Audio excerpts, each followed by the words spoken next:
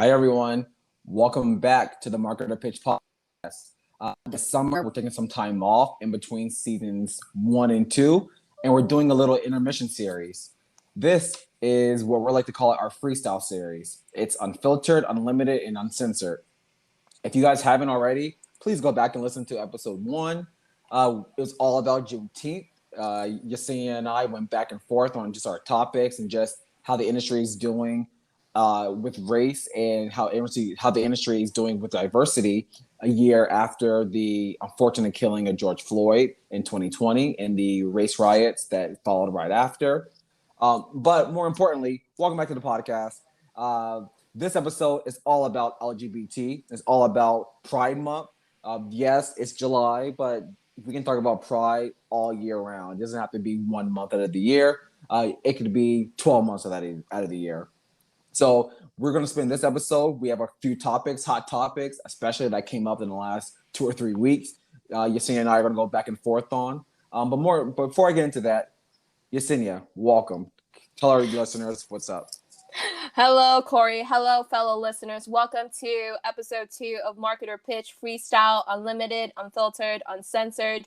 We are so excited to be back here with you all and to have another hearty conversation of a particular topic that both Corey and I will definitely going to be offering our 2 cents on with a marketing and PR spin. For those who missed episode 1, topic Juneteenth, it is now available live exclusively on YouTube and Spotify. So go and catch that. And also don't forget, if you haven't done it, like, share, comment, subscribe. And also offer your comments and thoughts on not only on this episode, but the previous one at marketerpitch@gmail.com. And finally, Marketer Pitch is live on Twitter and Instagram. So follow us. We definitely want to hear from you. Yes. So those Twitter handles are for Instagram and Twitter is at Marketer Pitch. So please follow us, comment, or yell at us if you guys disagree with anything that we say. In these topics. Like I said, this freestyle series, they're unfiltered, they're uncensored, and they're hot topics. So are you ready to get started? I am ready to get started, Corey. Before we do, I just want to, again, offer everybody that episode 2 will be centered on the LGBTQ plus. Obviously, Pride Month occurred last month, but just like you mentioned in your intro, Corey, Pride Month should occur 24/7. It should not be a 1 month of celebration. It should be year round. And again, my friend, I'm very much looking forward to having this conversation with you. So let's get started. Yeah. So I'm just gonna throw out topics and just come in on. To me, the hot topic coming out of Pride Month is the coming out of Carl Nassib. I believe it's Carl Nassib. Who is a linebacker for the Las Vegas Raiders. He made an Instagram post about the end of June announcing that, yes, he's not only gay, but he's comfortable with himself. He's comfortable with telling his teammates. And then he also donated $100,000 to the Trevor Project. Because one thing which I think is very important to note in his message, where he says he doesn't think that, coming out should be a thing. But right now, he thinks as for the youth, especially for LGBTQ plus, they need visibility, and then they see people like them in industries and in sports that necessarily doesn't have a large range of people to look out for. So he donated $100,000 to the Trevor Project, which does help promote and prevent suicides among LGBTQ youth. But I definitely think the message of him coming out was done perfectly. It was on his own terms. It was good. I don't know. I thought this was very interesting to come out during the Pride Month. And in the NFL overall, the community in the NFL is very different with Carl coming out in 2021 versus with Yesenia just reminding me off air, Michael Sam coming on 2014. Very different.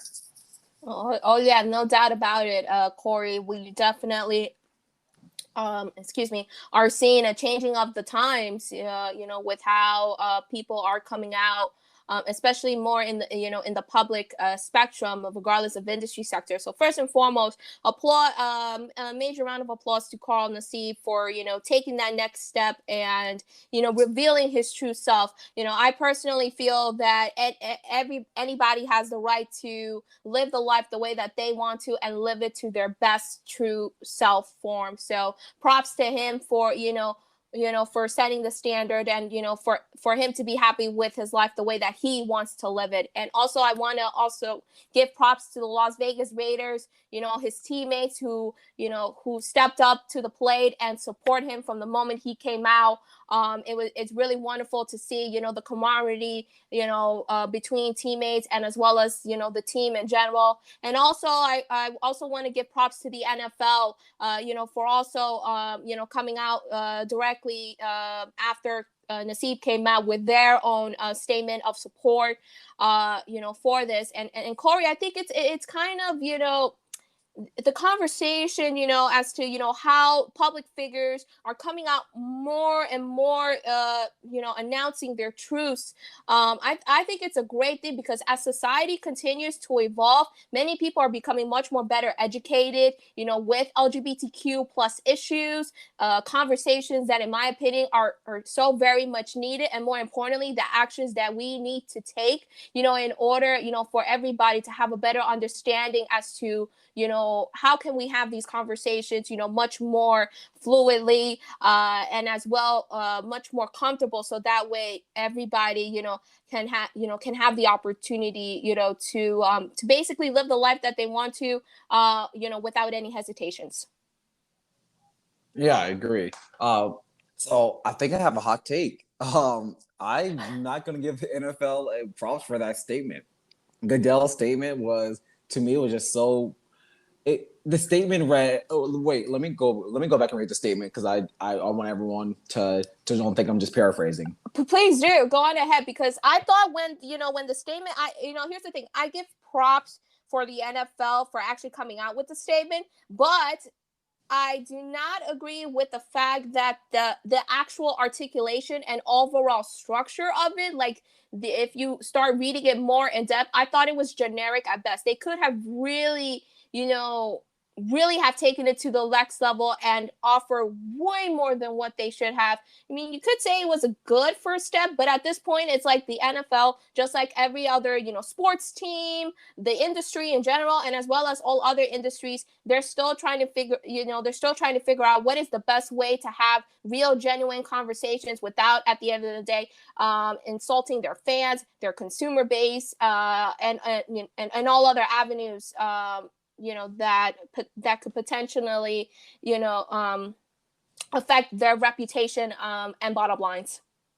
Okay, so let me read the statement, and then I actually want to respond to your response right there. But Goodell said the NFL family is proud of Carl for courageously sharing his truth today. Representation matters. We share his hope that someday soon, statements like his will no longer be newsworthy as we march towards full equality for the LGBTQ plus community. We wish Carl the best of luck this coming season. I mean, that was like the bare minimum. He had to say that. But my issue with that is the NFL kind of represents the opposite of rights for the LGBTQ plus community. And I feel like Goodell really he would have alienated the base of the NFL, really could take a step forward and say, and we will look internally to squash the homophobia that can sometimes represent our community. Things like that actually matters, because the NFL has done a terrible job. They treated Michael Sam terribly as a whole. Like, of course, they didn't come out and call Michael Sam's, homophobic epithets, but from the different owners, he was treated very terribly in his coming out. So this one is very hollow because, yes, Goodell is a commissioner, and he said this as a great step, because the NFL commissioner is basically just a PR role. But as we know, there are 32 NFL teams, 32 owners. Are the owners going to step up and do something about LGBTQ plus rights? Because that's where it really matters. We saw that breakdown with Colin Kaepernick and the whole the protesting of the flag, of the national anthem. the NFL supported Colin Kaepernick, but 32 owners secretly did not support him. So I want to see more statements with the owner saying, like, as a whole, we will ensure that gay players are protected when they do come out. Because now it just says we wish them well, but for another gay player who may be in the closet in the NFL, those words aren't very strong language for me where I would feel protected if I came out in the NFL. I think it's kind. Go ahead. Go. No, I'm sorry about that, Corey, but I think it's kind of pointing what you just mentioned there, because I can't help but wonder, the NFL, just like MLB, NBA, the NHL, and every other major sports league, there's always like a sense of masculinity. When you look at these players and think about all of these sports, it's like the prime definition of it. But as society continues to evolve, and we start seeing a much more clearer definition as to what masculinity is supposed to be, these types of conversations do need to be discussed. I definitely also agree that, the progress has been so painfully slow. And as you mentioned, the message that Goodell offered was hollow. I mean, to admit, at least they took the first step in actually admitting their support, but they could have done so much more. And that's where the education is going to have to come in. But also it's the level of comfort. Do these sports leagues, these teams in general, as well as the owners, and again, this, if you want to expand it to a much broader perspective, all the industries in general, do they genuinely care and want to offer their time, their efforts, and their presence to talk about not only LGBTQ rights, but also offering the actionable steps, whether it's through supporting these activists and these organizations, supporting public policies, that could benefit the LGBTQ plus community, and many more, in order, to be those true allies in the fight against equal justice. Because currently, as we're seeing right now in this current environment, there has been an erosion of LGBTQ rights. We're starting to see those being pushed back on the political spectrum. I agree. And I actually do want to take a step back, and this kind of goes to another topic I know we were discussing offline about just brands' responsibilities to representation LGBTQ plus matters. Because you were saying earlier that, the NFL, when they made this statement, they had to keep in mind their fan base and their corporate sponsors, and they don't want to alienate certain fans. So what should be the responsibility of corporations? So corporations really only be responsible for making money and doing what's best for their fans? Because that's the case. I mean, I don't want to stereotype, but I'm pretty sure the large NFL base aren't the most LGBTQ plus friendly. So technically, the NFL coming out and not saying anything will probably do more for their bottom line dollars than actually making a statement. So what should corporations really look at? Should they be looking at, and this is just not the NFL, this is all corporations, should they put their focus on LGBTQ plus rights and doing right in the world, or should it just be about making money? Well, two things to point out. So first, I know for Major League Baseball, the New York Yankees do a scholarship initiative honoring five young people, one in each borough, in support for their advocacy towards LGBTQ rights. And they do that. I think it might be the third or the fourth year they have done it for this particular initiative. But that is one way that the Yankees have done when it comes to this discussion.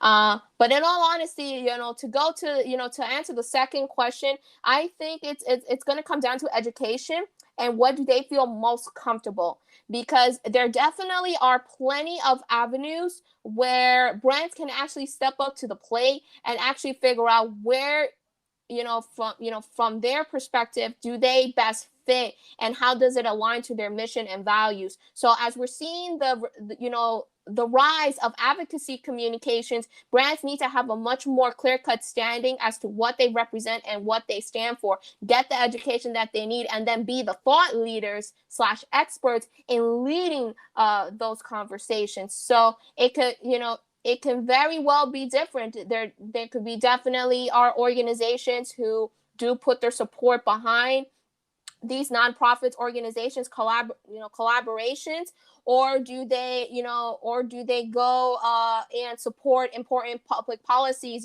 that do affect the livelihoods of LGBTQ individuals.